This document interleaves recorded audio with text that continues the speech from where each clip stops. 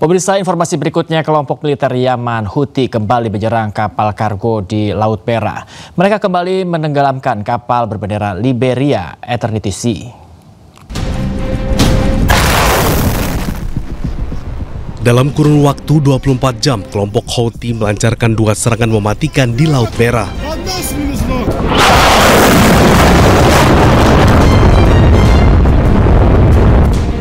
Kapal kargo Eternity Sea tenggelam usai jadi target serangan rudal dan kapal cepat kelompok Houthi. Sebelum tenggelam, kapal mengalami kerusakan di sejumlah bagian. Pasukan Angkatan Laut Eropa di Timur Tengah hanya 6 dari 25 orang di dalam kapal yang bisa mereka selamatkan.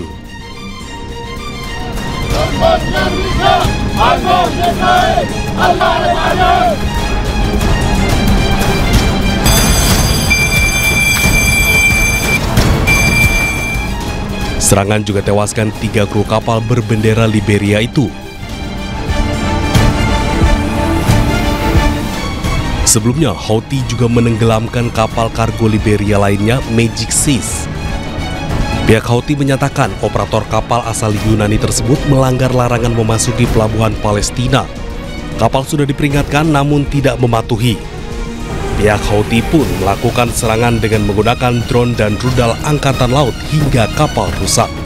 Militer Yaman menyatakan pihaknya mengizinkan awak kapal dievakuasi begitu kapal mulai tenggelam. Kelompok Houthi menyatakan akan menyerang pelayaran yang berkaitan dengan Israel di Laut Merah hingga Israel mengakhiri genosida di Gaza. Pemirsa, Brigade Al-Qassam merilis rekaman yang menunjukkan momen saat tentara Israel yang tewas dan terluka dievakuasi dari penyergapan Hamas di Beit Hanun.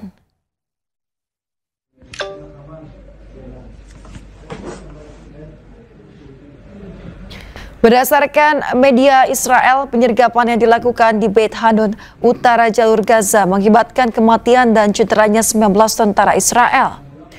Penyergapan terjadi ketika 2 batalion bergerak untuk membersihkan daerah tersebut dan mengakibatkan kematian 5 tentara dan melukai 14 lainnya, 2 luka berat dan 6 diantaranya luka sedang. Evakuasi korban tewas dan luka-luka dari lokasi penyergapan dengan helikopter ke beberapa rumah sakit berlangsung dalam keadaan yang rumit dan memakan waktu beberapa jam. Sementara Hamas menyampaikan perang yang dilancarkan oleh pejuang Palestina di seluruh jalur Gaza dari utara ke selatan akan terus menimbulkan kerugian bagi Israel setiap harinya.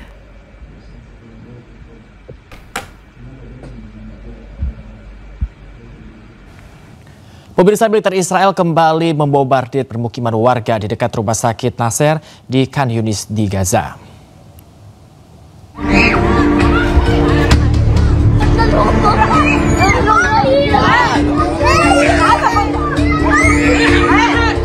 Kepulan asap membumbung tinggi pasca serangan udara Israel menghantam permukiman warga di dekat rumah sakit Nasser di Khan Yunis, Gaza.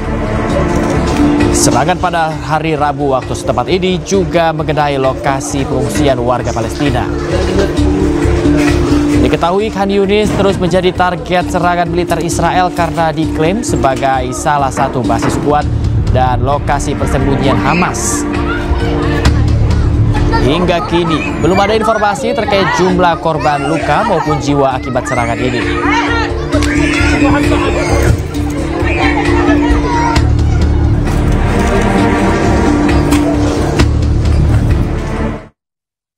Hamas sepakat membebaskan 10 sandera Israel untuk tercapainya gencatan senjata di jalur Gaza.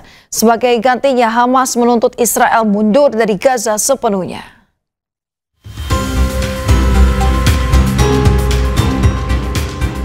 Hamas menyatakan telah menyepakati proposal gencatan senjata yang kini tengah dimediasi oleh Qatar dan Amerika Serikat. Namun Hamas menuding masih terdapat sejumlah isu yang mengganjal pembahasan gencatan senjata. Hamas dalam proposalnya menuntut dibukanya pengiriman bantuan kemanusiaan di Gaza tanpa hambatan, penarikan pasukan Israel sepenuhnya dari Gaza dan adanya jaminan gencatan senjata secara permanen.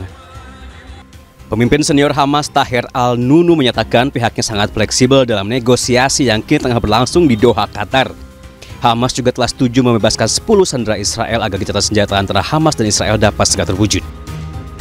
Sebelumnya, Presiden Donald Trump menawarkan proposal gencatan senjata antara Hamas dan Israel selama 60 hari Sebagai kompensasi, Hamas harus membebaskan 33 sandera Israel, sementara Israel harus membebaskan lebih dari 1.000 tahanan Palestina.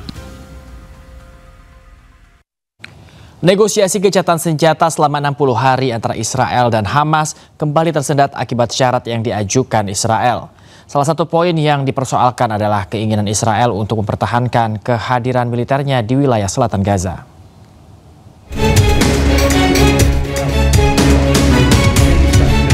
Negosiasi gencatan senjata selama 60 hari antara Israel dan Hamas kembali tersendat akibat syarat yang diajukan Israel. Salah satu poin yang dipersoalkan adalah keinginan Israel untuk mempertahankan kehadiran militernya di wilayah selatan Gaza, khususnya di koridor Moran.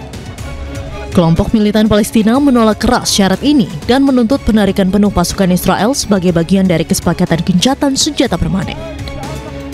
Meski kantor Perdana Menteri Netanyahu membantah hal ini jadi hambatan utama, namun sejumlah sumber diplomatik menyebut keberadaan pasukan Israel tetap menjadi ganjalan besar dalam pembicaraan kesepakatan damai atau gencatan senjata.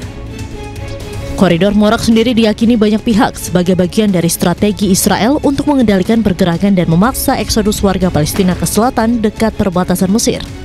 Israel berdalih kehadiran pasukan di koridor itu untuk mencegah penyelundupan senjata. Sementara itu, Presiden Amerika Serikat Donald Trump masih tetap optimis bahwa kesepakatan damai hampir tercapai, sembari menekankan pentingnya pembebasan sandera dan masuknya bantuan kemanusiaan sebagai prioritas utama.